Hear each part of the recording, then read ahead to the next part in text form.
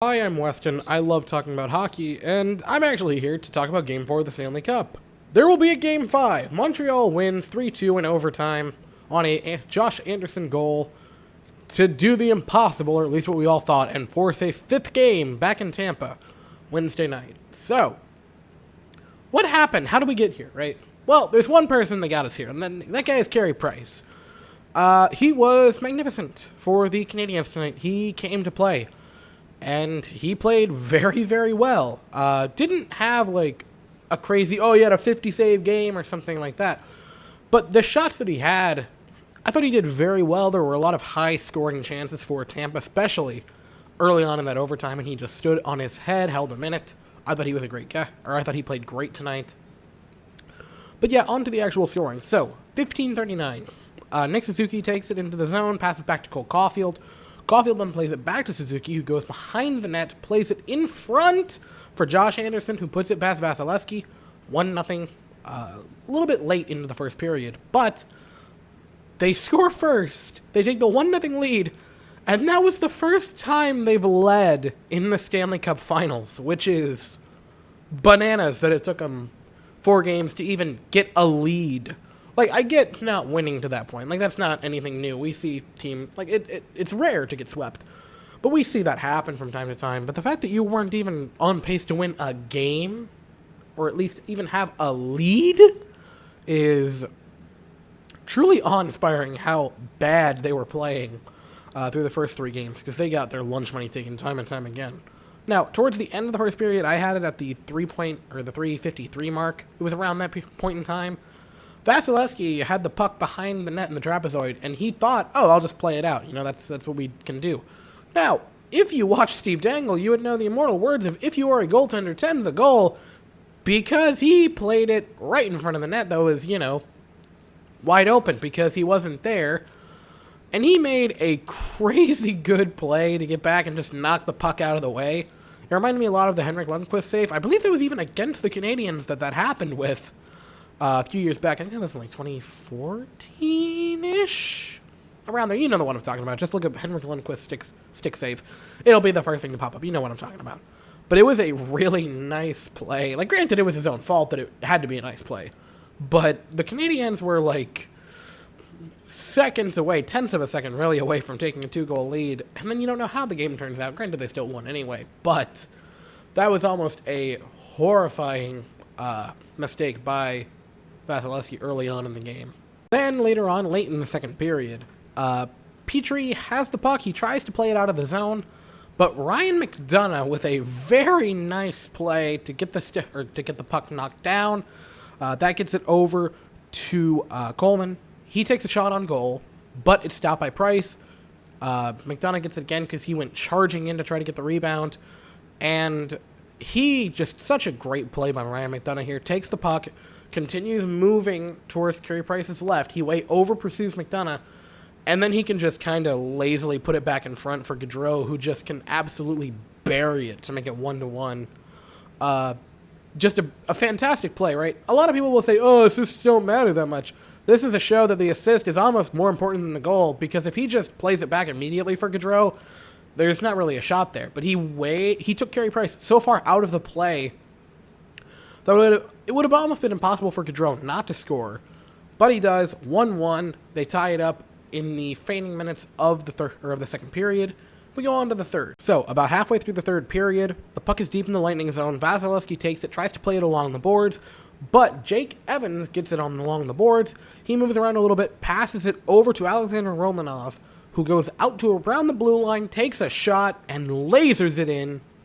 And Montreal has a 2-1 lead about halfway through the third period. So you think to yourself, they might actually win a game. That'd be neat. And then a little bit after that, about 5 minutes later, exactly 5 minutes later, that's funny. Canadiens and Lightning are exchanging it around the Tampa blue line, just taking turns having the puck and not having it in about a 3-second span. Insert stereotypical Canadian joke here.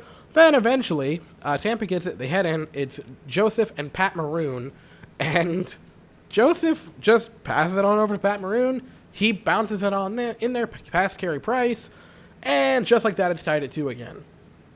And this is beside the point. A little bit later on in the period, around 2 minutes left, I was sitting there watching it, and I'm like, I wonder why they haven't pulled Carey Price yet. Because my stupid self thought that goal made it 3-2 Tampa. And so I sat here going, man, why are they not pulling Carey Price? That doesn't make any sense. There wasn't anything blocking the scoreboard. I just apparently can't read.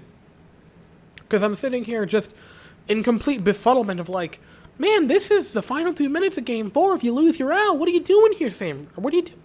San Francisco just popped up. What are you doing here, Montreal? And then I have that moment where I'm like, oh, it's 2-2.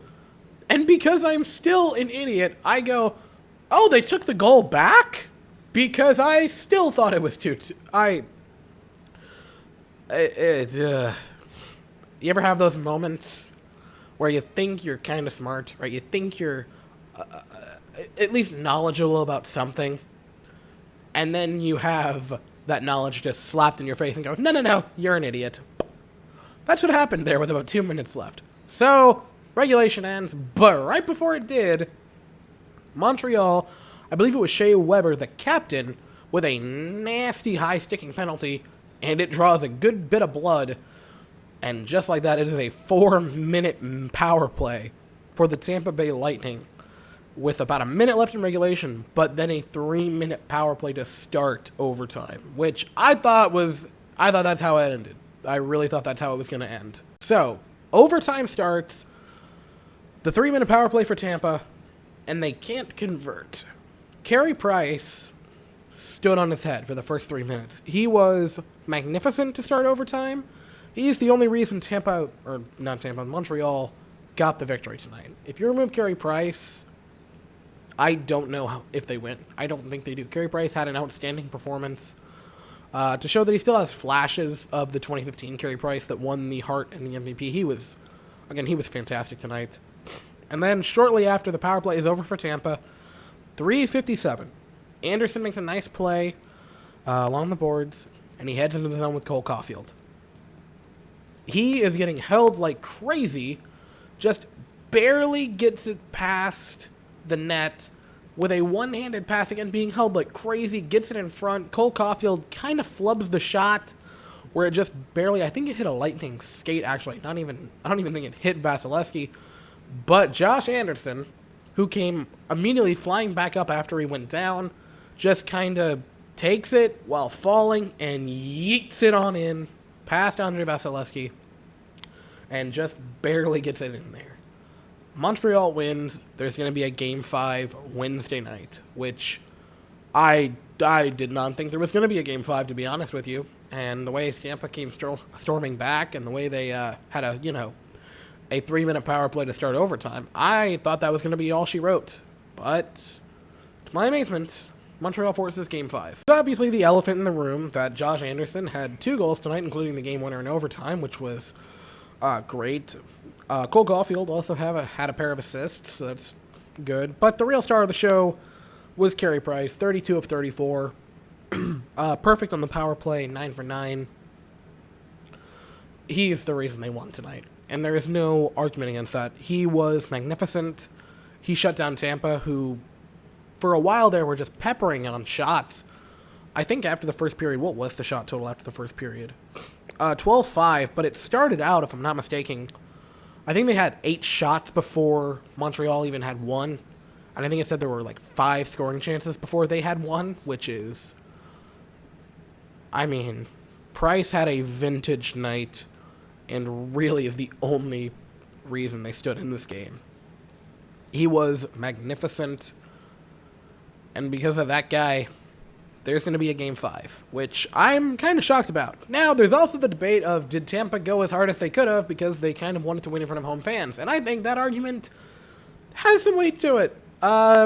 You go from last year winning the Stanley Cup in front of literally no one, which, even if you win the Stanley Cup in enemy territory, there are at least a few fans there for you. But there was literally 0 people in the stadium last year when they won the Stanley Cup, which I can only imagine.